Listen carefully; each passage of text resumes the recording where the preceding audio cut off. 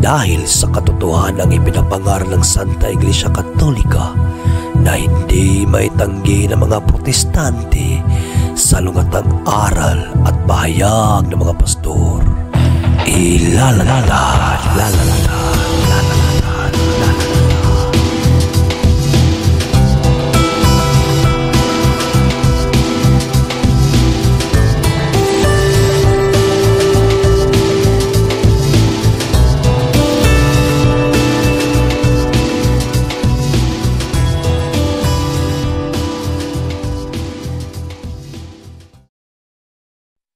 Bag sauce in hand.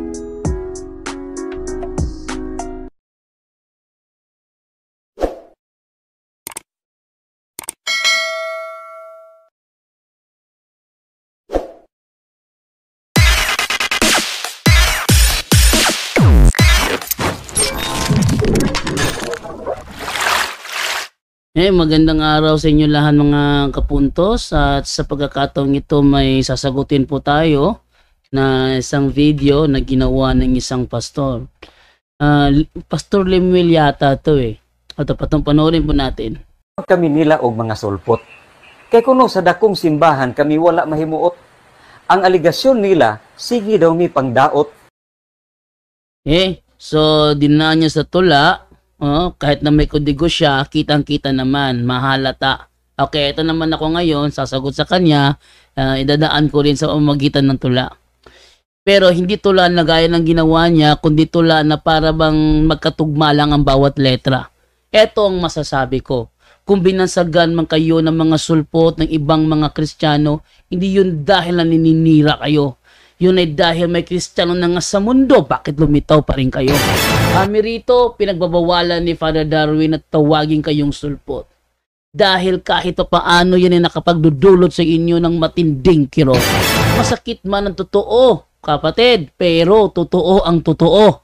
May Kristiyano na nga sa mundo, bakit lumitaw pa rin kayo? Sa halip na magtulungan tayo na maging buo, maging isang Kristiyano, at ikayatin ng mga hindi Kristiyano, paano natin sila mahihikayat sa Kristyanismo kung tayo-tayo mismo naglalabanan dito? Pero wala kayong pakialam doon, hindi ba? Kasi kapag nakinig kayo sa amin, mawawala ang inyong pera. Hingian nyo ba naman ng tithes ang bawat isa? Bakit kayo bang inutusan mga libita? Hindi naman Ba't nyo ginagawa yan? Dahil talaga, ang pera mahalaga sa bulsa. Hindi ba? Tuloy. Ang giangkon nila nga Biblia, amo daw sabton nga magbuot-buot. Higala ko, ang ilang pasangil, dili jud na tinuod. Kaysa kamatuoran o kabubuton sa Dios kami nagsunod. Ito naman masasabi ko doon sa sinabi mo. Kasi sabi mo, inaangkin namin ng Biblia. Natural, aangkinin namin yan, amin yan Halimbawa, kumuha ka ng parcel, pinadala sa bahay mo. Ibig sabihin ba, hindi ikaw pwede maging receiver? Siyempre, ikaw receiver nun, sa'yo yun ngayon, natural, angkinin namin yan, sa amin yan At hindi ako naniniwala na kayo ay sumusunod sa utos. Alam mo kung bakit? Kasi ikaw at ang mga kasamahan mo at ang mga pastor mo, araw-araw nilalabag ang ikaw 8 utos. So, kunyari ka naman pre, ikaw nga, pag nagsalita ka, ang dami mong mali. Yung mga nakaraang video mo nga, ang dami pa sa kalye. At saka, ano ito sinasabi mo na sumusunod kayo? Sumusunod kayo? Sure ka ba sa sinasabi mo? Bakit wala sa mga kilos nyo? Utos nga ni Kristo, di nyo magawa, pakunwari ka pa. Yung sinabi ni Kristo sa Lucas 10:8, nagawa mo na ba? Sinubok sa isa mong kasama, kilala mo ba siya? Si Daryl Villanueva. May debate sila ni Edgar Laugan sa Tubigon. Binasa ang talata at naglabas si Edgar ng litson.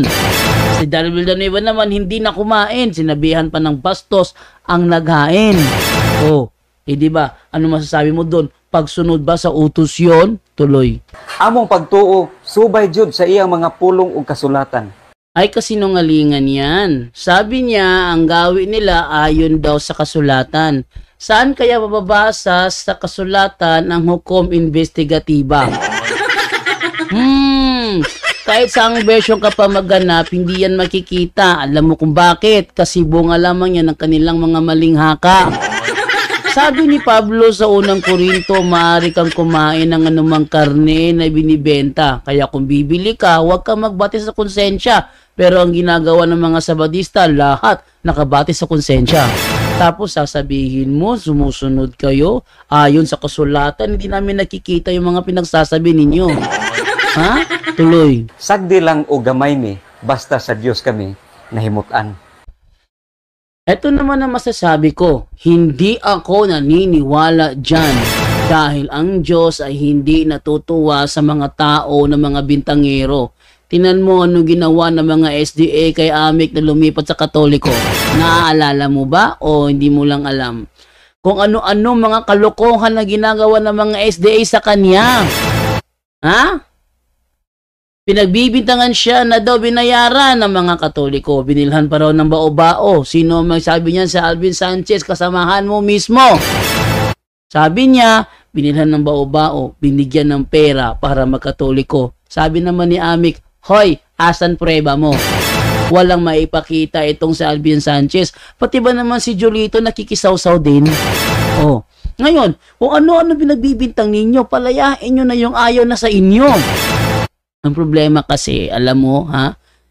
Hindi nyo kasi mabitawan na nakita nila ang inyong kasamaan kaya sila lumipat sa Katoliko na dati lang tinitira. Gaya ko dati, sampulan na lang natin. Ako ay dating Sabadista. Turuan ba naman ako na masinungaling sa kapwa? Pag tinanong ka, sinong inutusan sabihin mo tao? Bakit? Pag tao, wala nang paluap yan. Tama ba yun? Hindi tama yun. Bintangero. Ano pa?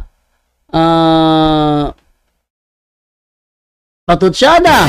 Ano pa? Yung mga tira-tira. Jolito, tumawag sa akin bigla. Sabi niya, Jando, ba't di ka sinama? Sabi ko naman, bakit? Nung napunta ba si Baclares sa Israel, sinama ka ba? Sabi niya, ay, hindi ako sinama. Hindi ako sidekick eh. Eh, ikaw, sidekick ka naman eh. Anong sidekick? Hindi nyo nga nakita. May talk yan, sumama ako. Ha? Kung sumama na ako, 2 beses lang naman yun. Hindi naman lahat ng beses, no? At saka eto. Pinagbibintangan pa daw siya na binayaran ng mga Katoliko para siya lumipat sa Katoliko. Binilhan pa ng bao-bao. Yung isa naman, si John Lloyd GB Vlog, kilala mo yun? Yung taong yun? Nagpanggap na si Amik at nagsalita ng kahit ano. Mga salitang nagpapasama sa kanyang paglipat sa Katoliko. Tapos sasabihin mo, natutuwa siya sa inyo? Wow! Matindi ka namang mangarap. Sky's the limit. Hindi pwede yung ganun, pre. Na kung ano-anong sasabihin mo. Pakunwari ka pa. Nagmumukha ka tuloy nagbabalat kayo. No? Huwag ka magbalat kayo dahil kitang-kita sa mga tao mga ginagawa ninyo. Tingnan nyo yung mga social media kapag SDA ang magkomento. Hindi maganda. Ang sama-sama. Hamunin mo, pumasok sa loob, takot naman. Si Baclares, ating pinasok maraming beses. Anong nangyari? Siya, inibita ko sa amin, pumapasok ba siya? Hindi. Ang sagot niya, ayaw kong pagtulungan ninyo. Pwede naman pag-usapan yan. Sabihin natin, sige, 1-on-1, sino gusto mong kalabanin? Si Wendell o ako? Pili lang. Ang problema kasi, talagang takot si Baclares na hindi niya kontrolado ang sitwasyon. Kasi matapang lang si Baclares sa mga dalakayan na kontrolado niya. Dahil pag hindi niya nagustuhan, mute ang microphone mo. Di ba ganun? Ano pa? Tapos, at kaya kayo maliit, isa lang ang dahilan. At tanggapin nyo na ang katotohanan na kaya kayo maliit dahil kakasulpot nyo lang. Yun ang totoo doon. Kung ano-ano mga pinagsasabi, dadaan pa sa tula, kita-kita naman ang nagbabasa. Di ba?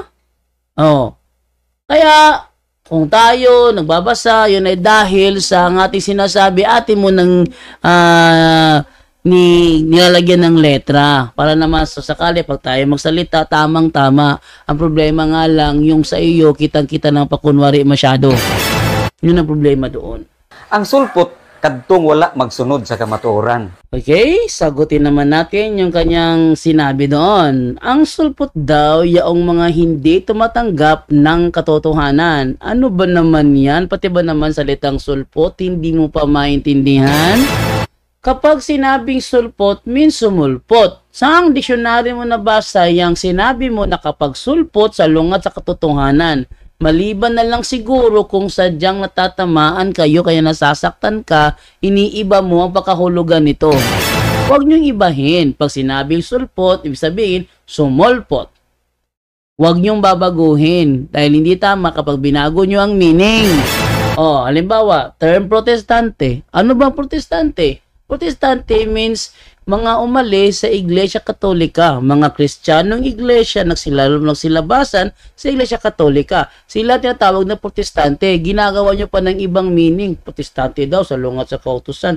Paano ngayon yan? Ayon sa inyong fundamental belief, ang Seventh-day Adventist is the fastest growing Protestant church in America. Paano mo sasabihin ngayon sa akin yan na yan namin ng protestante? Pati ba naman termino katoliko, ginagawa nyo pa ng ibang pagkahulugan nito? Sabihin ninyo, universal. Ibig sabihin, pati kayo katoliko? Anong pati kayo katoliko? Sabadista kayo. Hindi ba? Yan ang mga ugali ninyo. May meaning na nga, may definition na nga, binabago nyo pa. Tuloy. Kay ang sugo sa Dios ilang gisupak, gibalit-an o gipasipadaan. Pagkabalaan sa adlong ipapahulay, gibalhin sa Domingo. Nabutahan sila kay ang ila gisunod sugo ni Constantino. Okay, ating sagutin naman ulit yung kanyang mga pinagsasabi doon. Ang sabi niya na ang kautusan daw ay binago, binaligtad at nilapastangan. Yan ay isang lantarang kasinungalingan. Ang kautusan ay hindi binago. Ang sabi sa utos, halo the Sabbath day. Walang sinabi na halo the Saturday. Kaya kung sa inyo ang Sabbath ay Saturday, ang sa amin naman ang Sabbath ay Sunday. Pero Sabbath pa rin yun. Hindi naman namin dapat problemahin kung ayaw mong tanggapin dahil ang mahalaga sa amin bilang mga tunay na Kristiyano ay ang magsabat sa araw ng linggo. At ano ang sinasabi mong binaligtad? Wala kaming binabaligtad, kayo lang. Sa amin, ang linggo ba hindi Sabat? Kaya kung hindi pa Sabat ang linggo sa amin, at yan ay aming ipinangingilin, yan ang klarong binaligtad. Kaso, Sabat ang linggo sa amin, ayaw mo lang tanggapin. At saka hindi kalapastanganan yun sa Diyos. Si Kristo nga sinamba sa linggo, hindi naman nagalit. Si Kristo nga hindi nagalit, kayo pa kung makapanlayat sa amin, matindi. No?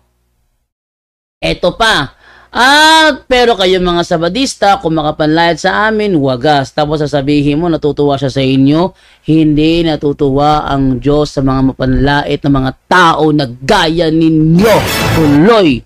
Mga sulpot daw mi, kay ang among pundok hinimo og Amerikano. Apa nasayod ba mo nga si Ellen White sinugo nga mensahero sa Ginoo?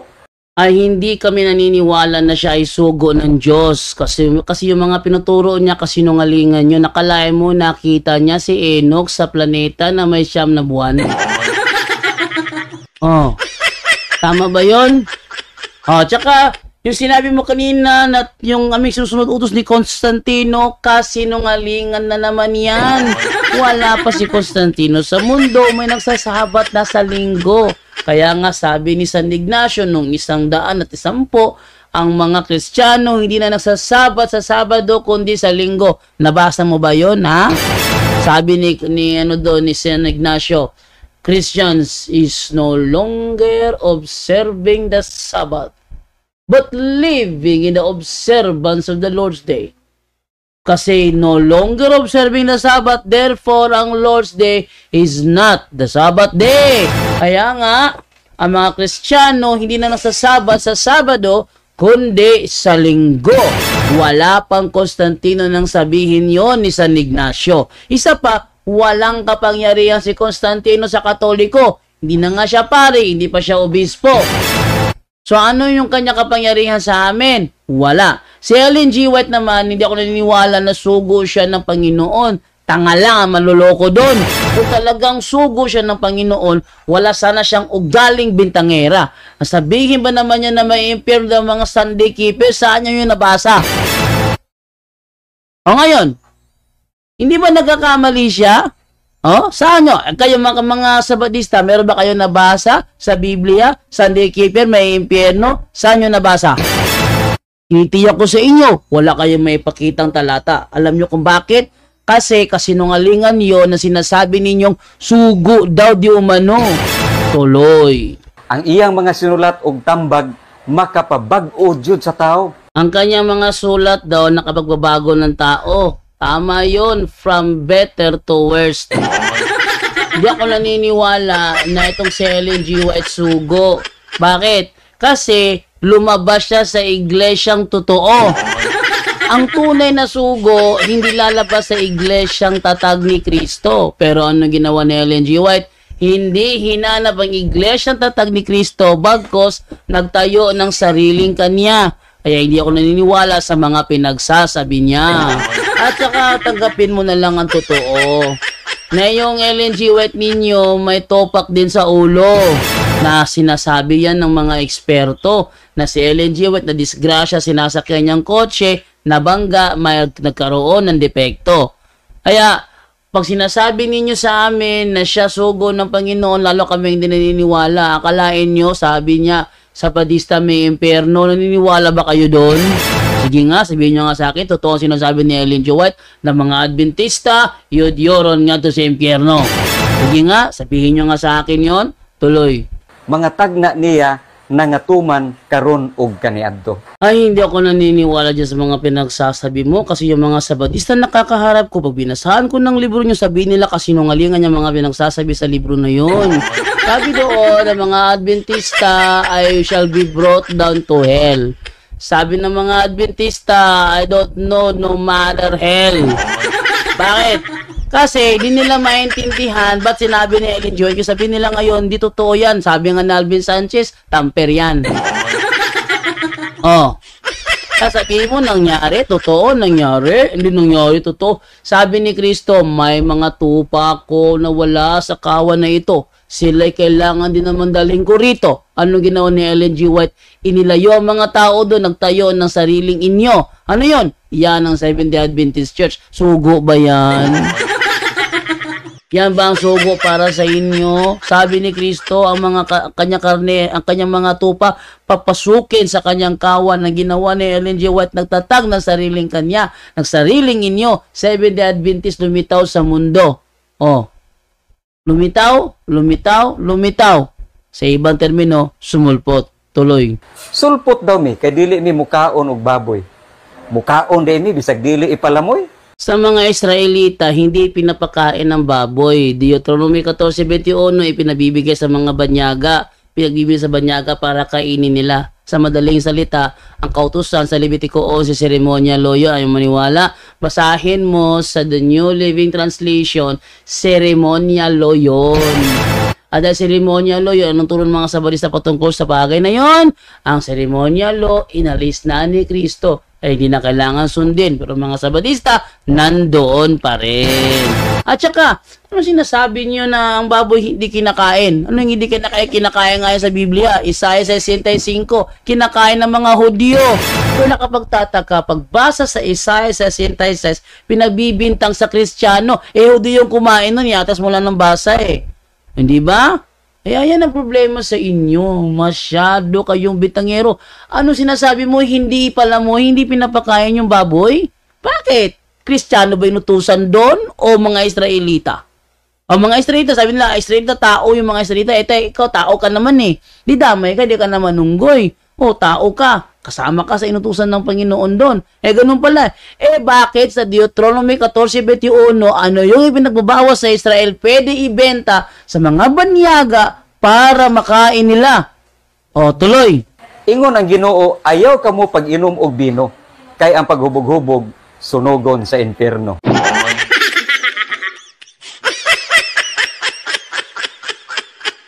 Ang pag-inom ng alak ay hindi nangangahulugang lasenggo ka na. Hindi porket uminom ka ng alak, lasenggo ka na agad. Ang problema sa mga Sabadista, hinahanapan ko ng talata saan nyo nabasa na ang pag-inom ng alak ay masama. Sabi nila, ang mababasa, huwag kang maglasing. Hoy, huwag mo namang pasobrahin. Ang tanong ko, saan mo nabasa na ang pag-inom ng alak masama? Sabi naman nung isang si Jeffrey niyan, sabi niya, Ang pinaiinom ay yung lamang may sakit sa kuto-kuto. Ano ba sa Tagalog kung may sakit sa kuto-kuto?